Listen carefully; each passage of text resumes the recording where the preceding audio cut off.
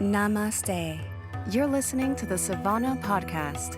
Join us on an exploration of Eastern spirituality, yoga philosophy, and conscious living for the new age. This podcast is a production of SavannahSpirit.com, the best place to shop for unique clothing, spiritual handcrafted jewelry, healing gemstones, and fair trade gifts from the Far East. Now, here's your host, Brett Larkin. Hello, Savannah family. Welcome back to the show. I hope you had a beautiful Christmas holiday if you celebrate Christmas. And these days between Christmas and New Year's are so potent and ripe for transformation. So I'm hoping you're making your way back to your yoga mat slowly but surely, getting some exercise and stretching in. And today's episode is really just about accepting abundance and stepping into the role of the leader and healer of your chakra system, which is a big thing I'm focused on for 2019. A lot of you know that Savannah Spirit and I have actually teamed up to offer you this incredibly beautiful, I think it's beautiful anyway, you guys will let me know, challenge. It's a 14-day chakra yoga challenge focusing on the lower 4 energy centers. And you can sign up and get that completely free if you haven't already at brettlarkin.com/elemental. And it's called elemental because the lower 4 chakras are the chakras that correspond to the elements: earth, water, fire, and air. I also know that right now, again, like in these days right leading up to the new year, are a time when people really want to shift their energy and start crafting really powerful resolutions and affirmations. And I wanted to let all of you in the Savannah family know that I am actually hosting a live workshop, or it's a webcast rather, a webcast exactly about this, how to create powerful personal affirmation statements and resolutions. And it'll be around an hour. So if you're like looking to carve out some time, why not carve it out with me and a bunch of other yogis from all over the world, a bunch of people from this community. And I'm going to walk you through some really beautiful exercises so that you can get personal affirmation statements that are powerful for you, and then indeed craft those into resolutions that will really make 2019 your best year ever. And I'm also going to talk about in that webcast why focusing on the lower 4 chakras in particular is so important. And I wanted to touch on that in today's episode as well, because I think that's something that people might be wondering. It's like, well, why in this particular chakra challenge that I'm doing with Savannah, like why are we just focusing on the lower 4 and what's that all about? So to dive into that a little bit, what I want to share with all of you is that there is a tendency for us to assume that just because the chakras kind of go from bottom to top, that like chakra 1 is more simple or something like that, and then chakra 6 and 7 are the most advanced, especially because chakra 6 is all about intuition and, you know, at the highest level clairvoyance, and chakra 7 is about that idea of samadhi, right? Deep spiritual connection with something greater than ourselves and enlightenment, if you choose to view it that way. So there can be this tendency to think, and I often thought for many years, that chakras 6 and 7 were almost like the advanced chakras, right? And they are in the sense that they're the most sort of esoteric, right? They don't have a direct elemental correspondence the way the lower 4 chakras. However, what I'm here to tell you today and what this episode is about is that the lower 4 chakras are so critical to setting you up for success in 2019 or whenever you're going to listen to this. Because so many of us, especially in the yoga community, or if you are interested in yoga, or you love to meditate, or you really resonate with this podcast, right? Not for sure, but there's a chance that you might be the type of person who already is naturally inclined, naturally has more energy circulating in the 6 and 7 chakra naturally, right? People who really kind of resonate and start to jive with yoga and want to get on the mat and want that blissful feeling of interconnectedness and wholeness that we feel after Shavasana, right? We are also the type of people that have excess energy in those centers already. And remember, excess energy in the chakra system isn't always a good thing. We want each of the chakras to be in balance, so not in a state of excess and not in a state of deficiency, but in a state of balance. So I'll share an example of how this manifested in my own life, my own yoga practice. So when I first started really taking seriously meditation and really devoting myself to a meditation practice, going on retreats, studying with a teacher, trying to meditate daily, going to meditation classes, after practicing for even a very short period of time, I found it very easy to be able to really focus on my third eye center. And I was able to kind of get high and spacey really, really quickly. Now, that didn't mean that I didn't have thoughts running all over the place. Remember, sixth chakra in excess often means that you have crazy monkey mind. But I was able to feel a lot of energy in my third eye quite easily. And a big breakthrough moment for me in my yoga practice was when I started describing some of my experiences to one of my other teachers.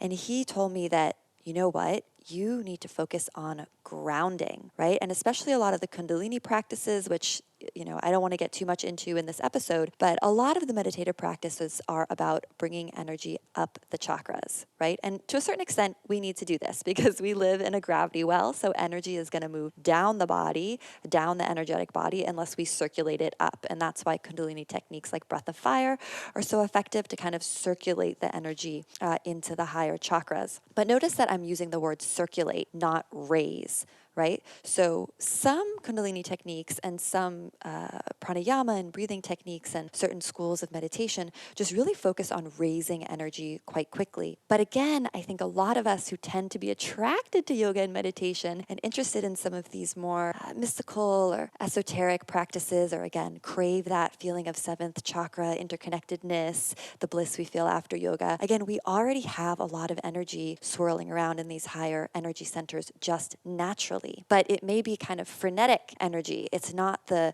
grounded, rooted, kind of, just to preface this, you guys, like there's so many different types of prana, and I'm not going to go into it in this episode, but prana, as we describe it in yoga, is sort of that's like a catch-all term to just mean like life force, right? But there's all the different vayus. There's so many different types of prana if you go really deep into the yogic system. So what we want to do is make sure we're circulating this prana from the lower chakras all the way up. And in order to do that effectively, we actually need to have life force, to have energy circulating well in the lower four chakras. So let's review those lower four chakras right now really quickly together. So the base, root chakra, right? It really represents our safety, our security, our feeling of being grounded. And it's located at the base of the spine, or some traditions say it actually extends a foot into the ground beneath you.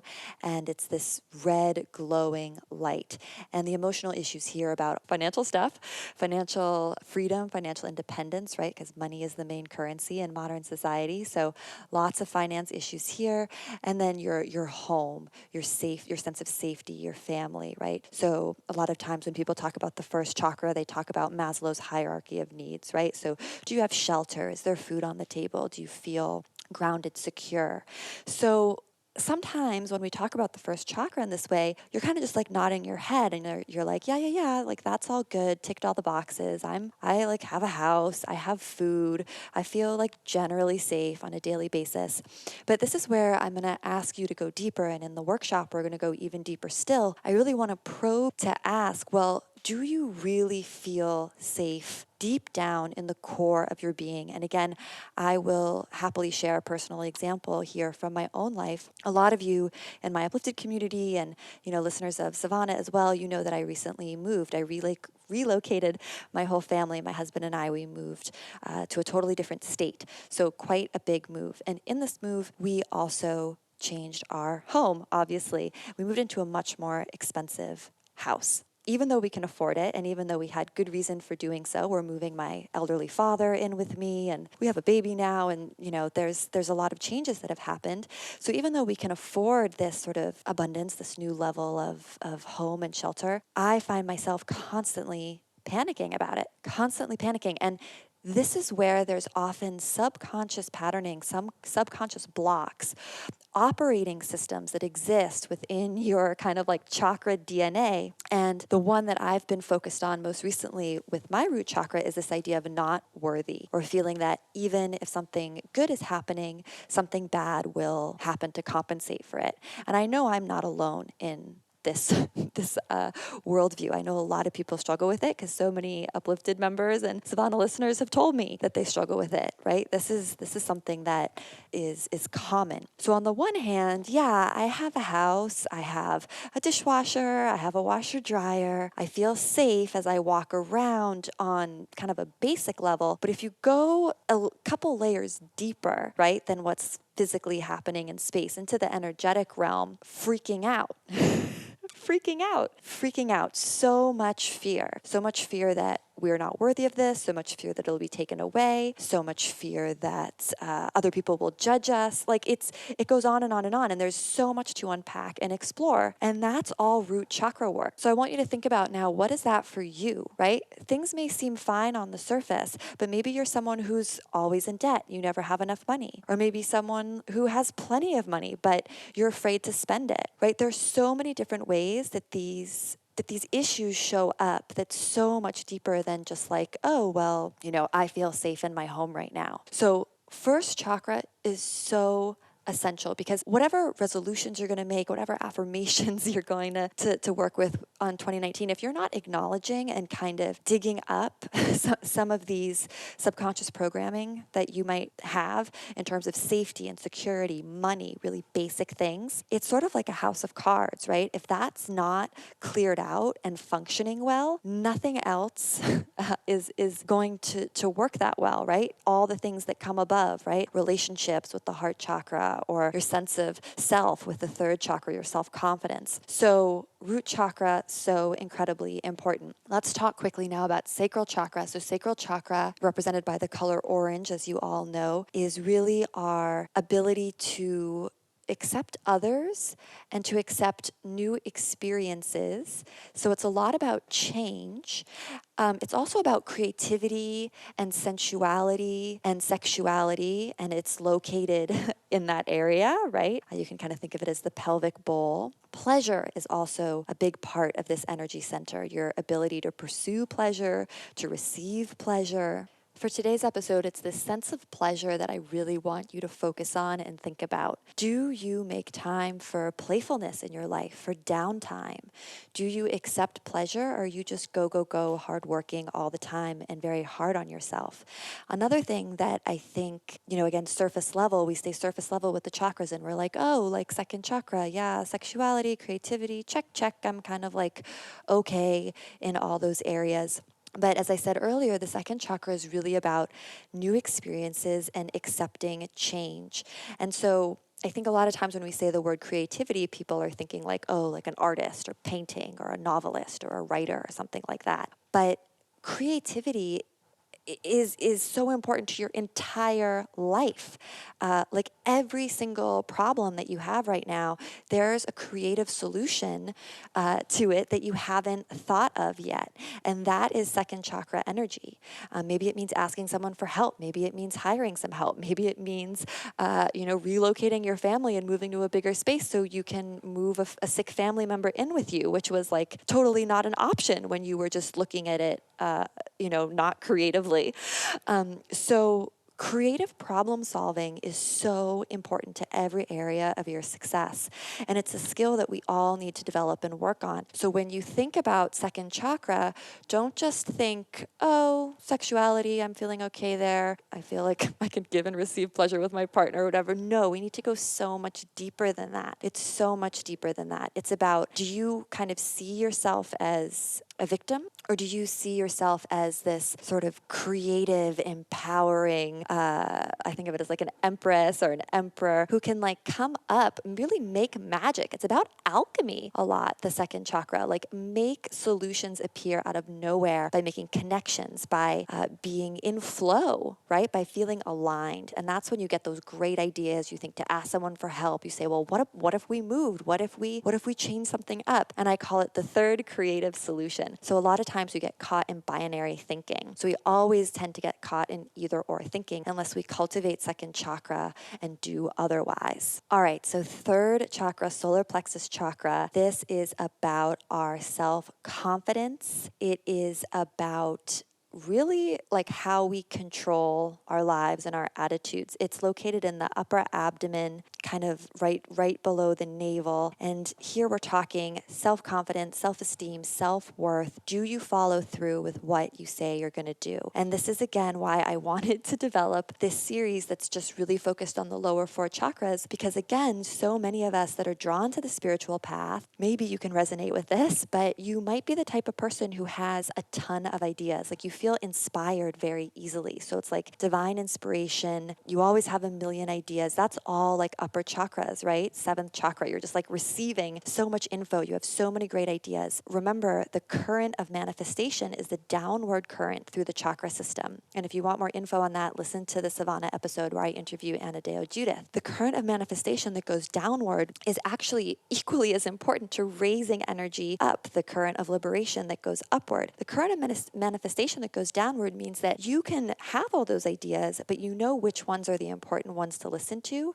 and then you actually make them happen in the real world, right? Anyone can have a great idea. Very few people can execute on it. So when you have a 3rd chakra that's strong and in balance, you're getting up early if that's what it takes. You're gluing your butt to the chair to finish those last few pages of your novel. You are setting the alarm early to make sure you make it to your yoga mat each day. You're kind of holding yourself to a high standard to get what matters done. And what's really important there is what matters, right? Because this isn't about working harder all the time. It's also about working smarter. So you know what ideas are the important ones to listen to. You have priorities about what needs to move forward and what doesn't. This is such an important area. And without it, it's like literally the element here is fire. It's so easy to just visualize as like a campfire that's been abandoned and it's just kind of fizzling out, right? It's so easy for us to be in that place when we don't kind of discipline ourselves in a loving way, of course, but make sure we prioritize our self-care, make it to our mat, make it to the meditation cushion so we can show up as our best selves. So this 3rd chakra is of the utmost importance, not just because some of us have dwindling campfires, but some of us have overarching, raging. We are so hard on ourselves. We never relax. It's a go, go, go all the time. Type A overachiever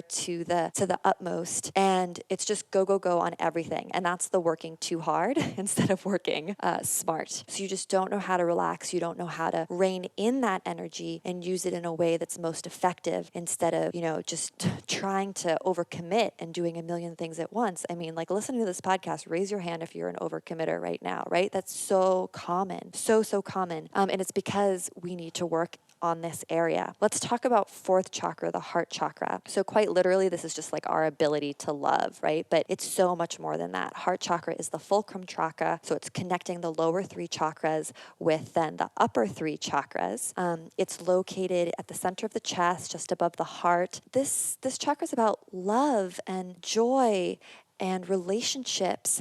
I also think of the heart chakra, or I'd encourage you to think of it as running down through your arms and out your hands, right? So when you give someone a hug, that's like heart chakra, right? And this area is just also a place that so many of us need to work on, especially with regard to self-love, right? So I think a lot of times when we go surface level with the chakras, with heart chakra, we just think like relationships, right? So it's like, I'm in a relationship, everything's good. Or I'm not in a relationship, I need to work on it. Guys, that is like the simplistic version. That's not what's really going on here. With heart chakra, it is so much about self-acceptance. Do you see yourself as worthy? Do you love yourself? What words are you using to talk to yourself? That's a huge thing to look at. And that's why writing powerful affirmations, positive, powerful affirmations with me in the workshop that's coming up, the New Year's Eve workshop, is so valid and so worth doing. Because if controlling your thoughts or making a very strong effort to, your thoughts are controlling you. And in yoga, they call that the small I, the small I. It's like the ego self is in the driver's seat instead of the big self, the highest self.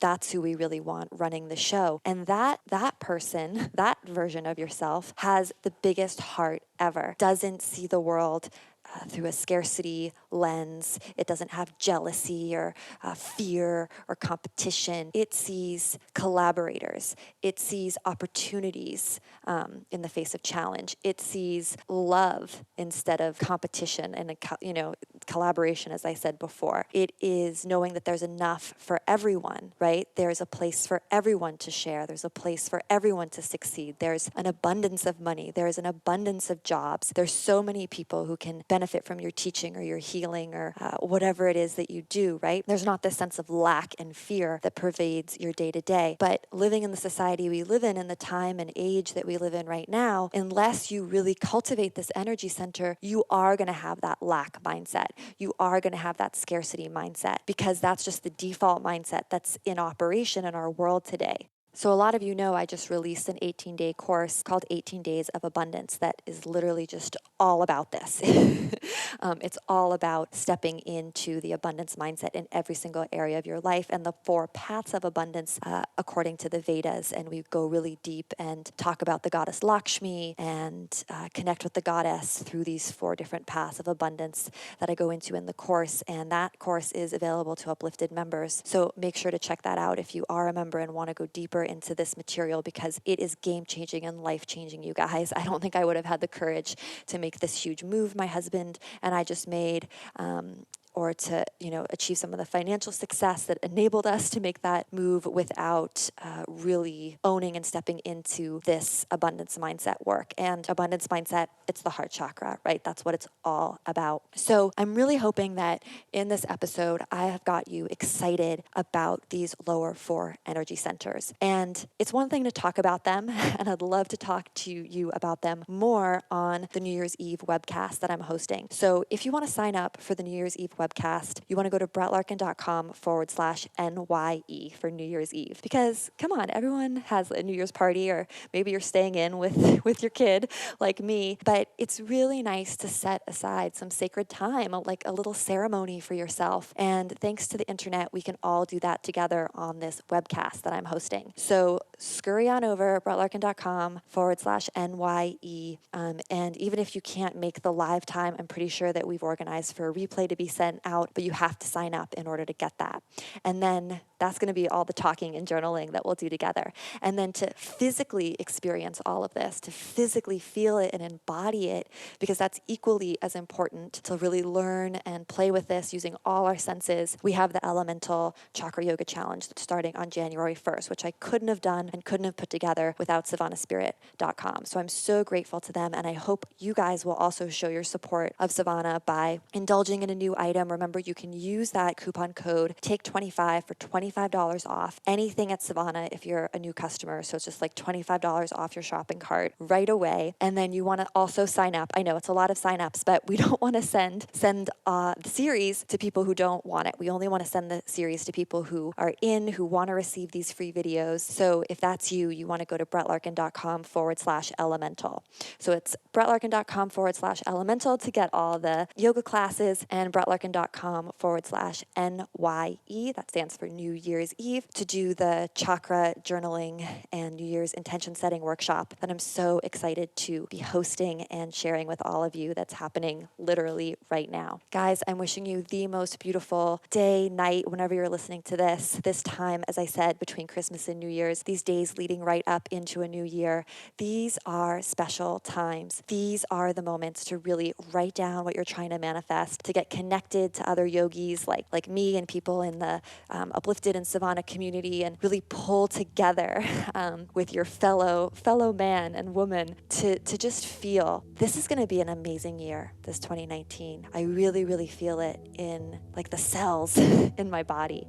And I can't wait to connect with all of you in the show as we move into this new year together. I'm sending you so many hugs, love, blessings, and from my heart to yours, namaste.